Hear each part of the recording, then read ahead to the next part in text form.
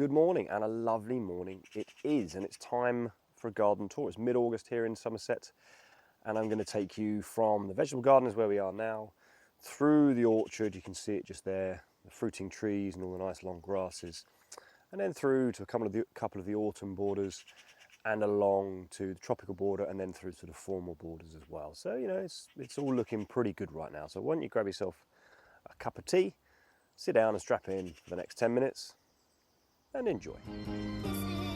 Check this out. Come in. Nice hard pushing peppery thing. Right. Yeah. Wildflowers. Beautiful clean look. And what is that? It's absolutely phenomenal. Yes guys, thanks for coming back. And as a reminder, I'm the military gardener. I review garden tech and do garden DIY projects for my benefit and for yours. But for today, it is a garden tour. You can see Chief in the background there. As a reminder, with these garden tours, I like to do them in one take because I want you to be able to see it as I see it. You can see the good and the bad and the ugly, rather than me just trying to cherry pick all the nice parts of the garden, because it's just not realistic. But as I said, we're starting here in the vegetable garden, and look, this is just romping away. We've got tomatoes in the back there, sunflowers are coming through, and we've got a whole load of, well, I thought it was courgettes, but they've just grown too much. I think we're looking at squash.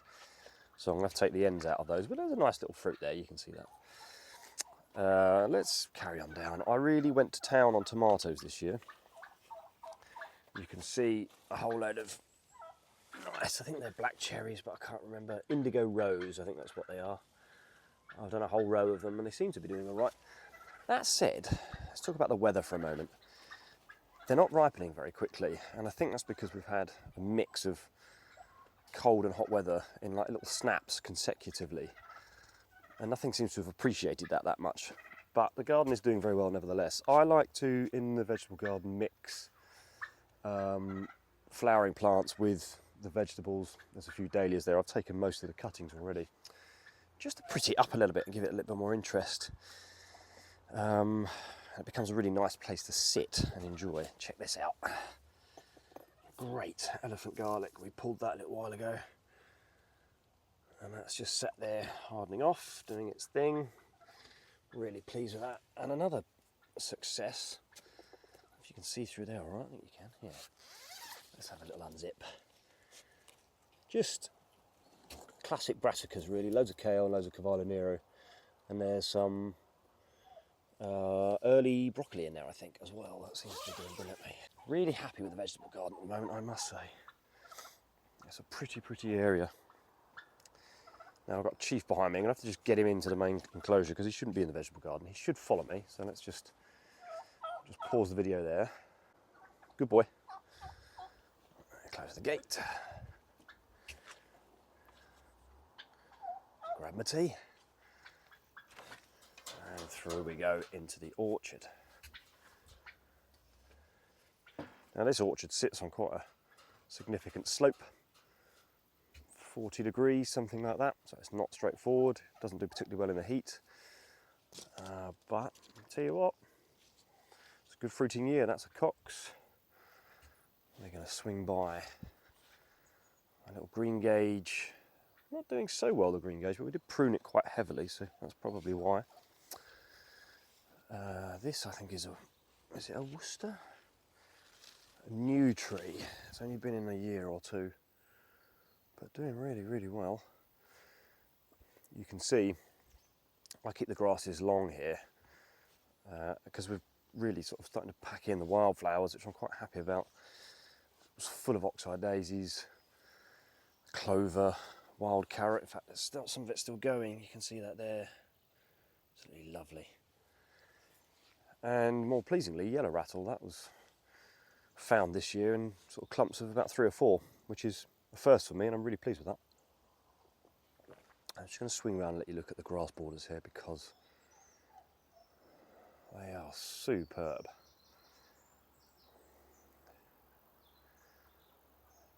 Teasels, artichokes, Rudbeckia in there, and other things that I can't remember. Lots of Cosmia, that's gone over in here actually. But it's just a great border. It's been a real success. Just going to change hands, excuse me.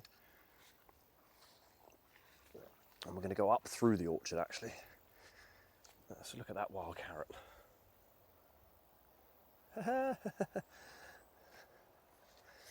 Excellent for the pollinators.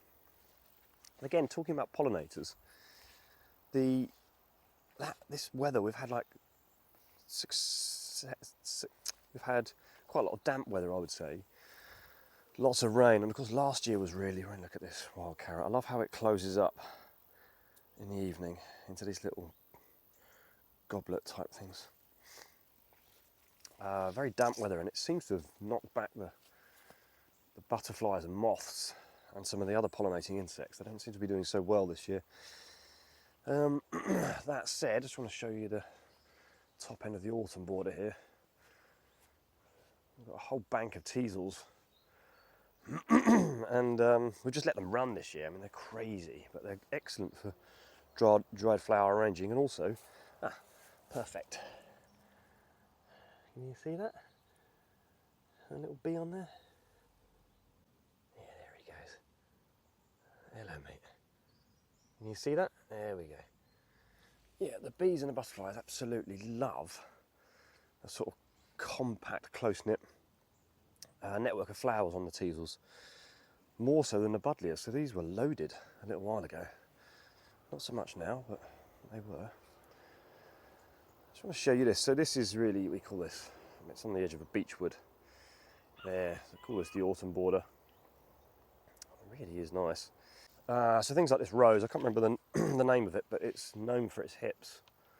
They get very big and red, so they give particular feature in the autumn. Look at this mulberry we're about to go past. Absolutely loaded with fruit. If I wasn't drinking a cup of tea, I'd be munching on that right now. It is a great tree. It's only a couple of years old, and they really do romp away. So I'm on the head on the Teasel. So if you haven't got one in your garden, I'd recommend chucking one in. There's another apple there doing brilliantly. Again, a young tree. We put quite a lot of these in recently.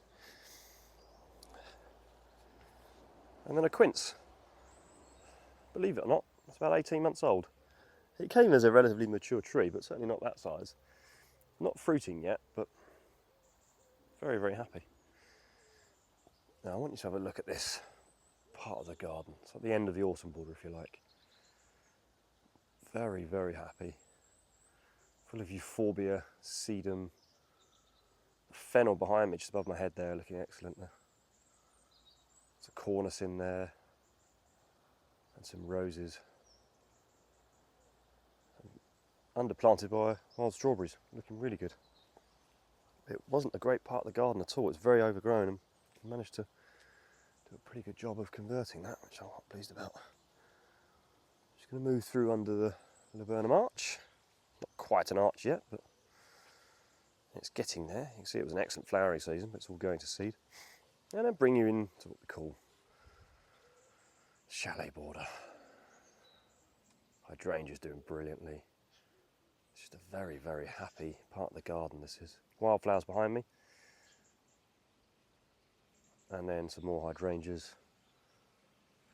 And a lovely parotia tree. Looks beautiful in the autumn, that does. Really nice. Sort of burgundy red and rusty colours. So let's just keep going. Wildflowers here need a bit of work now, they're almost over. So I shall be trimming those back and preparing that bed for next year's wildflowers. I'm just going to turn you around here and have a look at this part of the border because it's very, very happy. Second flowering of roses, they're starting to look excellent. Great year for crocosmia, I've found. We've got a lot more of that in the garden, I'll show you that in a bit. And then, I mean, you've got to love these bits of these plants here. Oh, hello. Look at that, really interesting. Can you see? There he is, look at that. That yellow spider. Just tucked in there. Huh. It's Tetrapanax. We're coming into the tropical border now, and this thing is massive. It's twice my height. The leaves are like dinosaur feet. I love them. See if we can get underneath. Such an incredible plant that is. A plant that I love. I mean, it's a tree, but it's the catalpa. Ah, look at that. It's just an incredible verdant green of those leaves. And they're very big leaves. You know, they're a good sort of hand plus size. That's why it looks great in a tropical border. And it's right next to the natural pool, which is doing brilliantly right now. But that takes us quite nicely through to the formal borders. So I'm just going to walk you down those. It's, you know, because it's sort of late August, you sort of lose that sort of proper verdant flowering of the summer, and you end up in a bit of a lull period. But, you know, actually, they're not doing that badly at all. Mainly Japanese anemones. Rose still doing brilliantly in there, I love it. And agapanthus. And it does need a bit of work, but, you know, it's very happy, flowering brilliantly, so I'm not going to mess around with it too much.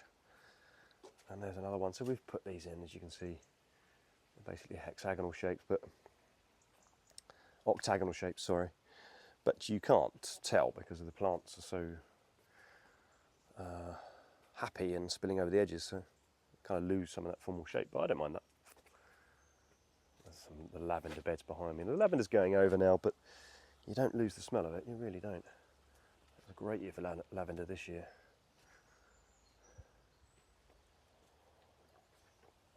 Let's take you through to this border. Have a look at this. So this border is about 8 to 10 foot high and probably on a 70-degree gradient, something like that. And I was really worried about trying to plant this out. This was just brambles and, you know, ivy and crap, basically. Because it gets a lot of sun, it bakes, and I didn't think it was going to work that well, but it really, really has. The soil was excellent, so that helps. What we did is just put, you know, like a very small dwarf wall, about 3/4 at the base of it, just to hold it back as much as we could, and, you know, it's worked. Again, lots of Japanese anemones in here, but some lovely feature conifers. There's a lot of iris and flags in here, which are over now, of course. And then at the top, big old buddleia there, which needs cutting back a little bit. And then another hydrangea at the top, because it starts to go into the wood, so trying to blend sort of formal planting and sort of natural woodland, if you like. And it's a good opportunity to turn around and just show you this part of the garden. It's more, I don't know, Japanesey, if you like, which you can pick out with the pots. So camellias, as you would expect. There's a little bonsai camellia there, which I love. Very, very happy. Never flowers, but very happy little shrub. And beautiful magnolia here. Again, this has only been in, I'd say 2 years. No, maybe 3. The growth on it's excellent. Very, very happy. And the idea is to bring a bit of canopy over here for a little bit more shade. And I've just built a little circular bed for it, which is quite nice. Underplanted by a load of Love in the Mist. Now, a load of people would have ripped these out by now, but I quite like them. I think they're very architectural, and they make for great dry flower arranging once they're properly dried out. So I like to leave them. You get a sense of the elevation we've got here in the view, which is one of the most special parts of this garden, I would say. And then let's just have a little look at this. Happy coincidence or purposeful planting, I don't know, you can choose, but Cocosmia here, you've got the hydrangea there, and actually because the hydrangea is going over, the colours aren't clashing, and then you've got the cornice just here with, it's got a burnt burgundy ends to the leaves, so that blends those two colours together, and then you've got a euphorbia just here, which has got a lovely sort of rusty, almost sort of off red to it, and that helps to blend as well. So all 4 of those colours really do talk to each other. It's excellent. And then you've got the rose at the top, which takes it to the next level. I think that's Rose Boscobel. So I'm really loving this border. I think it's been an absolute triumph this year. But I'm going to bring you into what we call the sanctuary and perhaps end the tour there. It's where I keep the koi pond, and the koi, there they are. Perhaps they'll say hello. Oh, thank you very much, thank you very much.